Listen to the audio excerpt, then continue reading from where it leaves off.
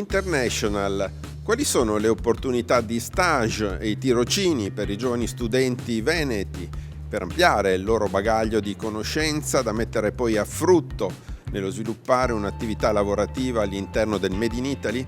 Andiamo a scoprirlo assieme.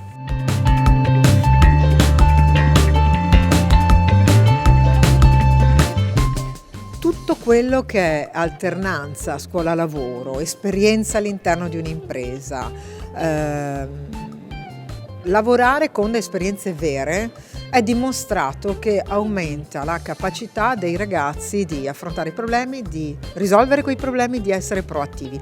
Ma soprattutto ci viene chiesto dal mondo delle imprese, quale che siano, non solo quelle del manifatturiero a cui il Veneto si deve rivolgere principalmente, ma quelle dei servizi, delle relazioni, devo dire anche quelle delle professioni, perché domani un avvocato non è più l'avvocato che si occupa solo di diritto italiano, ma dovrà sempre di più specializzarsi, come sta accadendo ora, nelle relazioni internazionali. Mi piacerebbe fare degli stage o dei tirocini all'estero? Secondo me sarebbe una buona opportunità, ci starebbe, sì. Tu? Sì, molto anche per migliorare le lingue, così sì. Personalmente io penso che mi piacerebbe lavorare qua in patria, non ho particolare interesse di andare all'estero, poi non si sa mai quello che succede. A me piacerebbe, non l'ho mai fatto, però potrebbe essere una buona opzione anche di crescita personale. Sì, mi piacerebbe perché secondo me sarebbe una bella esperienza.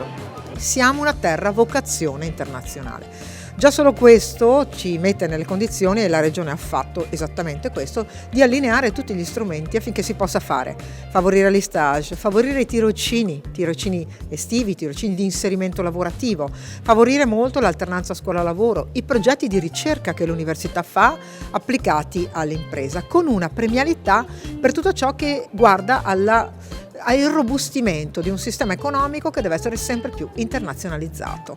Ecco, avere messo in ordine tutte queste competenze, perché di questo si tratta, sta portando i nostri ragazzi ad avere, quando fanno questi percorsi, una migliore facilità ad entrare in questo mondo del lavoro.